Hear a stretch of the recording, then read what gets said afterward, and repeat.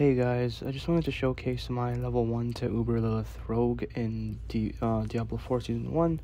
My only goal with this character was to kill Lilith. I wasn't trying to do level 100 Nightmare Dungeons because I just didn't see any point.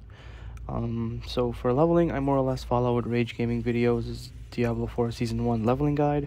So for level 1s to 9, I followed this path. For levels 9 to 15, I followed this path. Then I went and did the Rogue Specialization quest. Then for levels 17 to about 25-26, I followed this path and did Onyx Watchtower. Then for levels 25 to 26 to level 30, I followed this path and stayed at Corjagron.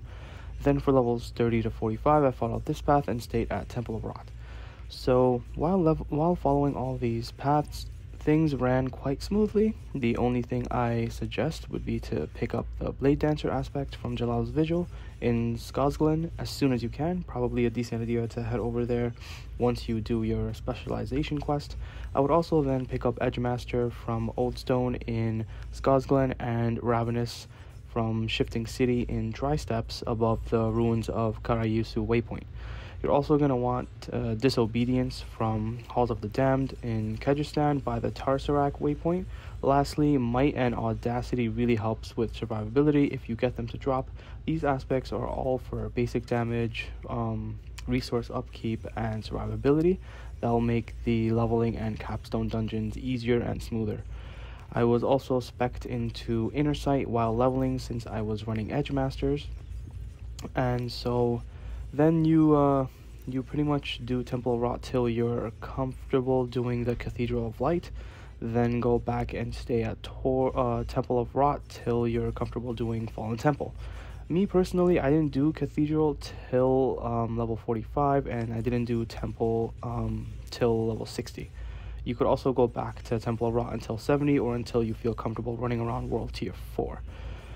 This season, Sarat's Lair is very popular for experience, so I started doing that instead. I also ran around and finished all the watchtowers and maxed out my renown by doing as many dungeons as I could and doing a few quests here and there. In terms of watchtowers, I would highly recommend not completing Temple of Rot unless you're finally ready to never do it again. Keep in mind that the level of the mobs in watchtowers are always your character level plus 2. Regardless of what world tier you're in. So if you're struggling in world tier 4 at level 60, just go back to Temple of Rot and they'll be level 62, and you'll still be getting the bonus XP from being in world tier 4. Then of course, once you get comfortable in world tier 4, I suggest starting Nightmare Dungeons as soon as possible because they're the best XP, best source of gear, and you unlock all your Paragon glyphs. The only 3 uniques I was worried about finding were Penitent Greaves, Fist of Fate, and Ashiaras. However, I actually didn't end up needing Ashiaras, so the 2 uniques you really need are Penitent Greaves and Fist of Fate, preferably with high damage and lucky hit rolls, but at the end of the day, just roll with whatever you get. So here is my Rogue Starlight. Just wanted to go over the gear and aspects and the stats and the skill tree and the Paragon. So for the helmet, I've been running Manglers with +4 poison, cooldown reduction, and crowd control with all stats. And for the chest, I got this Noxious Ice with, it's mostly a DPS chest with a perfect damage roll and high poison damage roll and damage with dual wielding. And then for my Nightmare Dungeon running gloves, I've been on this with Shared Misery, with Twisting Blades, Crit Chance, Attack Speed, and the Intelligence for the Paragon Board. Honestly, you don't have to run the Intelligence here. You could probably much better with a Lucky Hit Chance.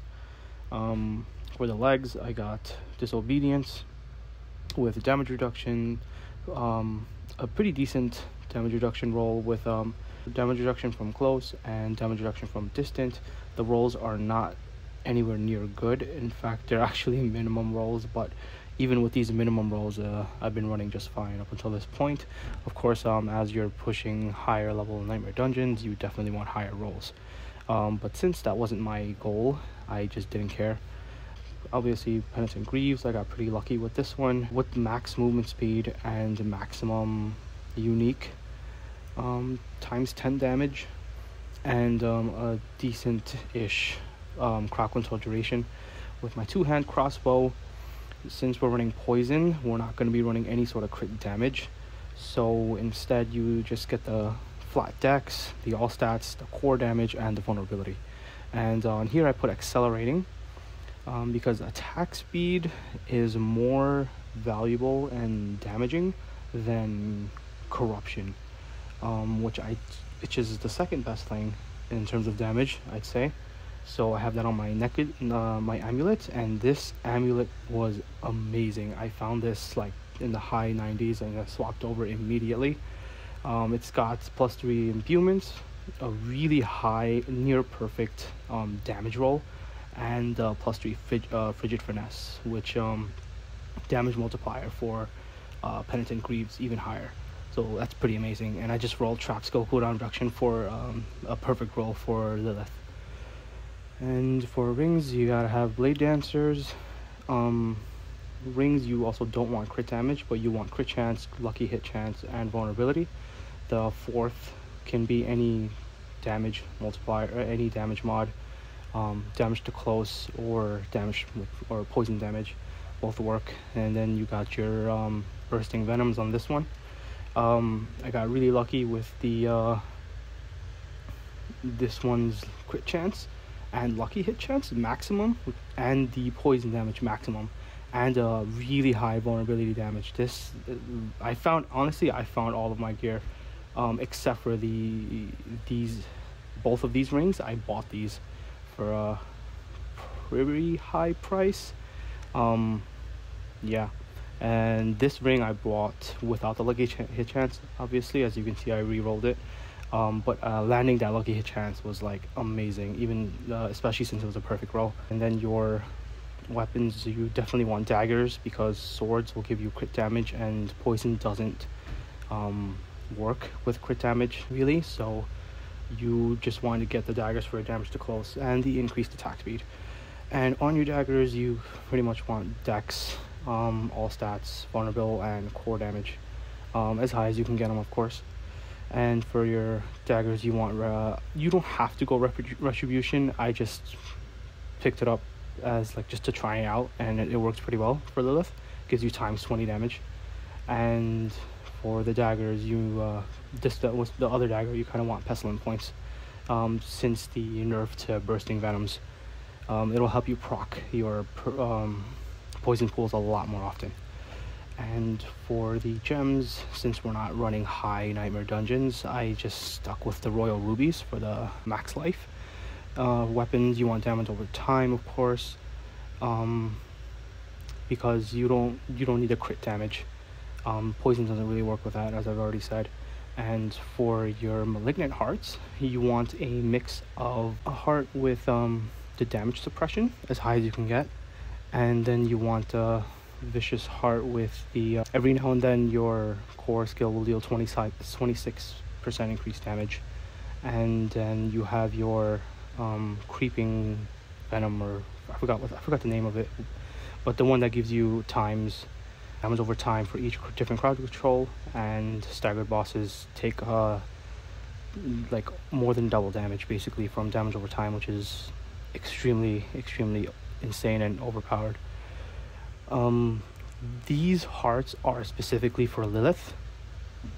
If while I was doing nightmare dungeons I didn't have this one, I actually had the apothecary one with a chance to proc all your imbuements with less potency.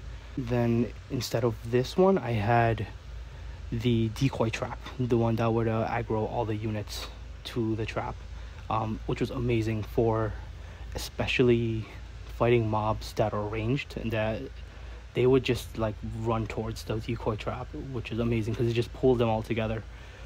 So yeah, that's about it with the gear and aspects. Honestly, poison imbuement isn't the best to start off. You definitely want to be rolling with shadow, +3 shadow, +3 ice imbuement, or cold imbuement, whatever, because that'll make the leveling much smoother. But I just wanted to try this out, so I did strictly poison. It was definitely slower compared to Shadow and Ice, but it ended up working out just fine, so I didn't really care. And I also didn't want to keep changing my helmet and my tree around to cater to Shadow and Ice, so I just stuck to poison and just stuck to poison throughout all the leveling process. And for my stats, you got I got over 1,000 dex, which means I'm getting double damage from this stat alone. Paragon Board strength and int are pretty high. Int should be high because of your crit chance, and resource generation from strength definitely helps, especially since we're not getting it on our gear. Crit chance I'm over 40, which is really lovely. Crit damage doesn't matter too much, and then your vulnerability damage over 200. All damage almost pretty much double damage right there. And lucky hit chance, where is it? There we go. Alright, so lucky hit bonus are pretty much from the rings, and I wish I had better gloves. I would definitely have lucky hit chance there. So right now it's about 16%. With the gloves it'll be about 26 or 25 or whatever, 25 to 30 depending on the roll, and that will be pretty good for proccing all of your lucky hit stuff. With that being said, here is my skill tree. Obviously you go puncture, and then your twisting blades. I get 1 point into sturdy, so I can get 3 into siphoning strikes, which is pretty terrible after their nerf, but it's still noticeable if you have a good enough lucky hit chance. And you know, the leveling process is pretty smooth. You kind of just get this, and then you max out this as soon as possible.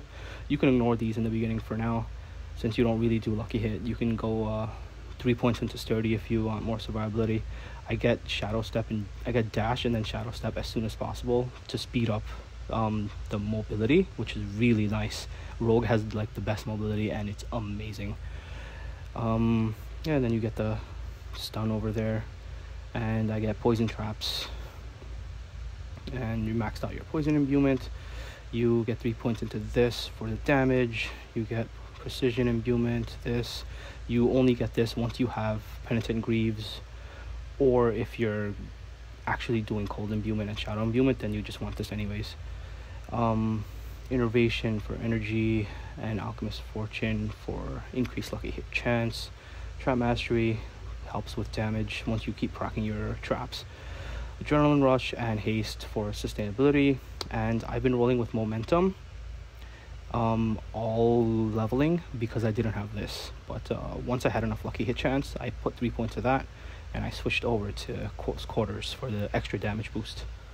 And for the Paragon board, I had closer in my first board, and then I went into cunning stratagem, and then I put turf, and then I went into deadly ambush, and I went bane, and then I went into tricks of trade and went combat, and then I went to exploit, and then I put in exploit, and then lastly I went into cheap shot and I put control. This order of Paragon boards is just a test. There's probably a better order to put this in, but I feel like these boards are the best ones so far for damage and for Lilith, of course. And that's pretty much it. I did get the Scroll of Amnesia from killing Uber Lilith, and the good thing about this is you can put it in your bank and you'll be able to use it on other characters. I don't know how the bank tabs will roll over into Eternal, seeing if you'll just get extra 5 tabs or not, that are like remove only maybe, but I'm planning on using this on my Eternal Rogue because I messed up that Paragon board off really bad. And here is the mount, really sick looking mount, the bloody one. I do have the butcher's flesh armor here and the butcher's machete, but yeah, really cool looking mount. And of course you get the Liliths and the Doom title.